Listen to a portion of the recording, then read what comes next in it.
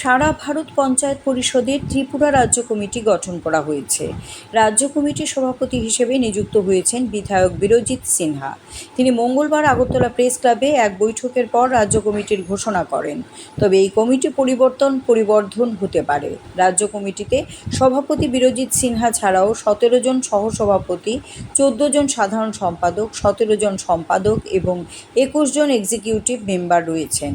উল্লেখ্য, বীরজিৎ সিনহা সারা ভারত পঞ্চায়েত পরিষদের উত্তর পূর্বাঞ্চলের ইনচার্জ হিসেবে রয়েছেন। পঞ্চায়েতে সুফল মানুষ ঠিকভাবে পাচ্ছেন কিনা তা দেখায় হচ্ছে মূলত সারা ভারত পঞ্চায়েত পরিষদের কাজ।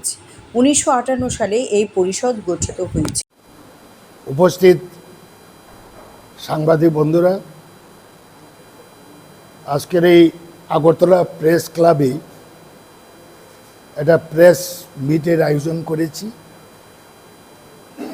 এবং আপনারা এসছেন, তার জন্য অসংখ্য ধন্যবাদ। একটা অ্যানাউন্সমেন্টের জন্য মেইনলি প্রেস মিটটা আহ্বান করেছি। অল ইন্ডিয়া পঞ্চায়েত পরিষদ, এটা 1958-এ এটা গঠন হয়েছে এবং দেশের তাবর তাবর নেতারা নেতৃত্ব দিয়ে গেছে। মেইনলি মহাত্মা গান্ধীর যে চিন্তাধারা, গ্রাম স্বরাজ গঠন করা, এটারই ভিত্তি করে অল ইন্ডিয়া পঞ্চায়েত পরিষদ গঠন হয়েছে। এটার নেতৃত্বে অনেকেই ছিলেন। বর্তমানে সর্বভারতীয় এই পঞ্চায়েত পরিষদের প্রেসিডেন্ট হয়েছেন প্রাক্তন কেন্দ্রীয় মন্ত্রী সুবোধ খান সোয়াই। 2 বছর পর পর এই কমিটিটা ইলেক্টেড হয়। এবার আমাকে ত্রিপুরার প্রেসিডেন্ট করেছেন অল ইন্ডিয়া পঞ্চায়েত পরিষদে এবং নর্থ ইস্ট রিজনের দায়িত্ব দিয়েছেন। একটা কমিটি সাবমিট করেছি। কমিটিটা আরও বাড়বে, অনেকে বাতও পড়েছে, আমরা পরে রিসাবল করব।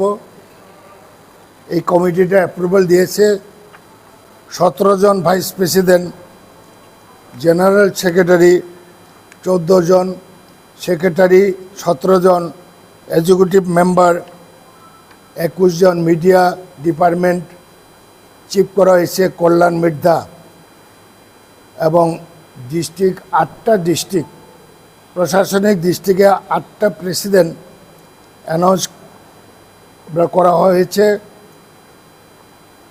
59 ডিস্ট্রিক্টের জন্য স্বাগত দাস, নর্থ ত্রিপুরা ডিস্ট্রিক্টে সুখেন্দু ভট্টাচার্য, ধলাইয়ের সমীর দাস, খোয়াইয়ের পরিতোষ দাস এবং ওয়েস্ট ত্রিপুরার প্রণব দেবনাথ, শান্তিরঞ্জন রায় সিপাহীজলা ডিস্ট্রিক্টে, প্রদীপ কুমার সরকার গোমতী ডিস্ট্রিক্টে এবং শ্রীপতি মজুমদার উনি সাউথ ত্রিপুরা।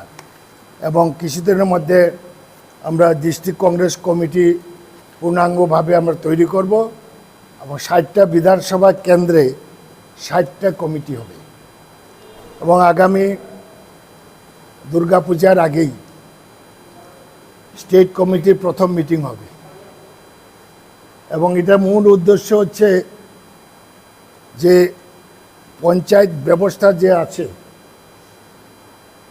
বিভিন্ন সংগঠনের প্রস্তাবে এবং রাজীব গান্ধী যখন প্রধানমন্ত্রী ছিলেন, ভারতের 30টার পঞ্চায়েতের পার্লামেন্টে বিলটা পুট আপ করেছিলেন।